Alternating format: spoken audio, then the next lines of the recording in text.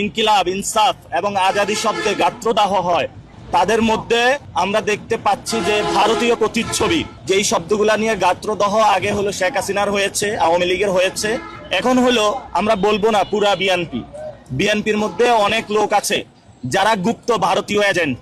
ইনকিলাব মঞ্চ হলো সেই জিনিস, যেই জিনিস আপনাদের চাঁদাবাজি, সন্ত্রাস, দুর্নীতির যে মসনদ আছে সেটাতে হলো আগুন ধরিয়ে দিয়েছে।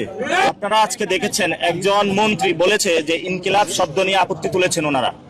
আমরা বলবো যে ইনকিলাব, ইনসাফ, আজাদি, এই সকল যে শব্দ রয়েছে, এই সকল শব্দ আমাদের জীবনের অবিচ্ছেদ্য অংশ।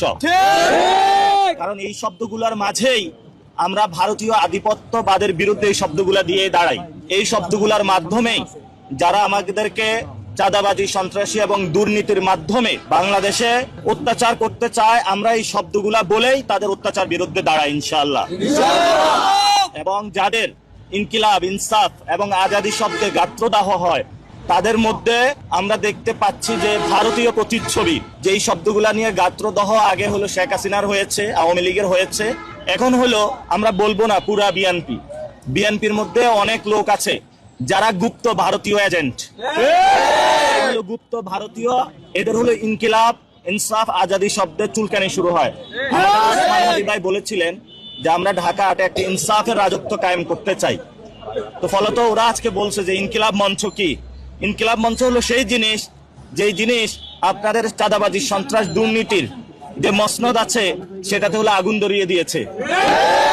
এই জন্য আমরা আমাদের লড়াই চালিয়ে যাব ইনশাআল্লাহ। এবং আমাদের ইলেকশনের যে সিস্টেমটা রয়েছে, এই সিস্টেমের মধ্যে অনেক ভুল ত্রুটি রয়েছে। অর্থাৎ এখানে চাঁদাবাজ, সন্ত্রাস, দুর্নীতিবাদ যারা, তারাই সংসদে যাওয়ার সিস্টেম, এই সিস্টেম পরিবর্তন করতে হবে।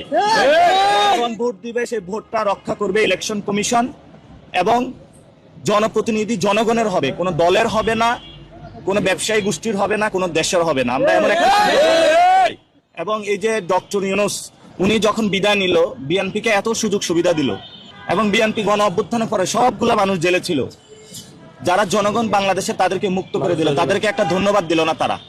এবং যারা উপদেষ্টারা তাদেরকে এত সুযোগ সুন্দর করে এতগুলো আসন দিয়ে দিল, ডক্টর ইউনূসকে তো তারা একটা লাল গালিচা সংবর্ধনা দিতে পারতো, তাও দেয়নি। এই জন্য বলবো হলো বিএনপি একটা অকৃতজ্ঞ দল। জনগণের প্রতি অকৃতজ্ঞ এবং মানুষের প্রতি অকৃতজ্ঞ।